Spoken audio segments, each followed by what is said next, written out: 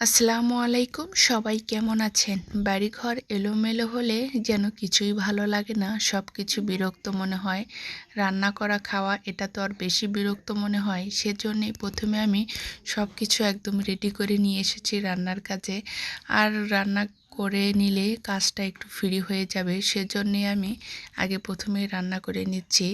আর এখানে পাতিলে আমি পেঁয়াজ সরিষার তেল দিয়ে রান্না করি। আপনারা তো সবসময় জানেন আমি সবসময় রান্না করি।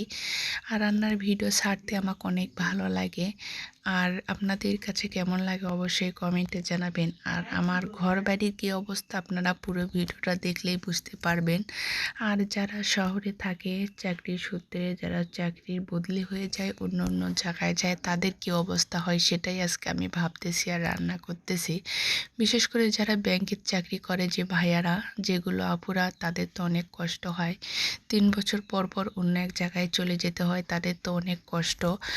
ঘরবাড়ি ভেঙে সব কিছু নিয়ে চলে যেতে হয়, আবার এক জায়গায় যে সব কিছু গোছানো যে কী কষ্ট কি বলবো, যারা থাকে একমাত্র তারাই জানে, তাই না? আজকে আমি এখানে রান্না করতেছি ফুলকপি, বেগুন, আলু দিয়ে মাছ দিয়ে ঝোল করব।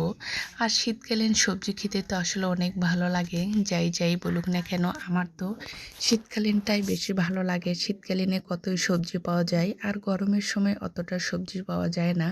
আর এখানে সব কিছু নিয়ে আমি কিছুটা পানি দিয়ে কষিয়ে নিলাম। আর দেখতে দেখতে আমার রান্নাটা অনেকটাই কমপ্লিট হয়ে গেছে। আজকে পুরো ভিডিওটা দেখালাম না, শুধু শর্টকাটে ভিডিও করলাম। আজকে আমার ঘরে অনেক কাজ আছে, সেগুলো করব বলে, সেজন্য পুরো ভিডিওটা আর দেখাতে পারলাম না। আর এখানে কষার পর আমি পরিমাপ মতো করে ঝোলের জন্য পানি দিয়েছিলাম। দেখতে দেখতে আমার তরকারিটাও হয়েছে। মাশাআল্লাহ, ফুলকপির তরকারিটা এত মজা হয়েছিল কি বলবো। আর এখন তো কপির দাম অনেক বেশি, কিছুদিন পর অনেকটাই কমে যাবে। খাওয়া দাওয়া শেষে চলে আসলাম ঘরের ভিতর। দেখেন আমার ঘরের কি অবস্থা, দেখেছেন? পুরো ঘরের জিনিসপাতি এক জায়গায় করে ফেলেছি। ঘরটা আবার নতুন করব। গ্রাম অঞ্চলের মানুষ তো জানে কাতি মাস আসলেই পুরো বাড়ি এবং ঘরবাড়ি পরিষ্কার পরিচ্ছন্ন করতে হয়, আবার নেপতে হয়। অনেক মানুষ আবার ভাদ্র মাসে লেপে, কেউ কাতি মাসে লেপে, যায় যেটা ভালো লাগে তাই সেটাই করতে ব্যস্ত। আর আমার ঘরে রং করা আছে, সেজন্য রং করব নতুন করে। আর এক সাইডে দেখেন আমার ছেলে এগুলো জিনিস বার করা দেখে যে এত খুশি হয়েছে কি বলবো।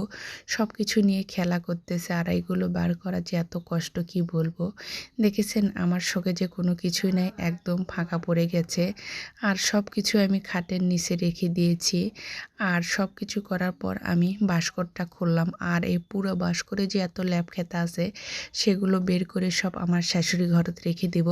তারপর আমার ছেলেকে খাওয়ালাম। আজকের ভিডিও পর্যন্ত, সবাই ভালো থাকবেন। আল্লাহ হাফেজ।